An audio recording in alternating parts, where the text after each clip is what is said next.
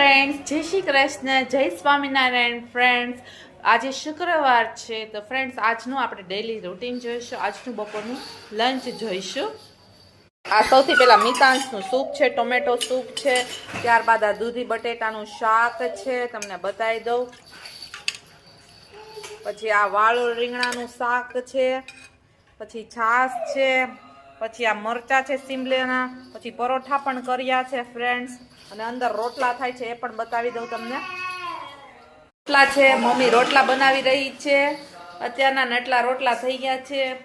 અત્યારના મમ્મી રોટલા લોટ મસળી રહ્યો છે અને રોટલા થઈ ગયા છે 3 રોટલા અને પરોઠા બંને છે જમવામાં ફ્રેન્ડ્સ. આજે અત્યારના છે મેથીની ભાજી સમારી રહ્યા છે.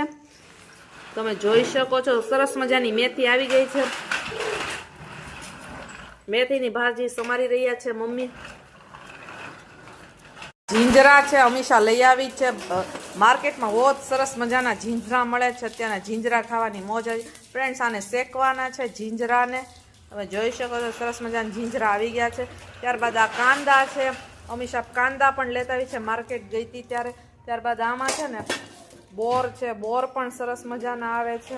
અમે આવી જીપલોકમાં રહે એટલે શાક વધારે ઓલું રહે, ફ્રેશ રહે. તમે જોઈ શકો છો બોર પણ લેતા આવી છે, કાંદા છે, આ છે શ્રીફળ પણ લેતા આવી છે. તમે જોઈ શકો છો સરસ મજાના શ્રીફળ. અને આ જે ભેથીની ભાજી છે એ ગાયને આપવાની છે. અમે ગાયને પણ શાકભાજી આપીએ છીએ, તમને ખબર જ છે ફ્રેન્ડ્સ.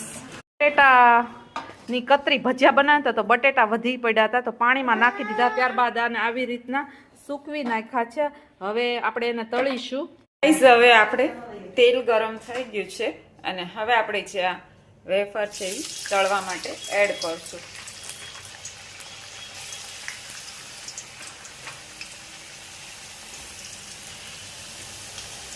હવે આપણે મીડિયમ ફ્લેમ ઉપર આવી રીતના તળશું.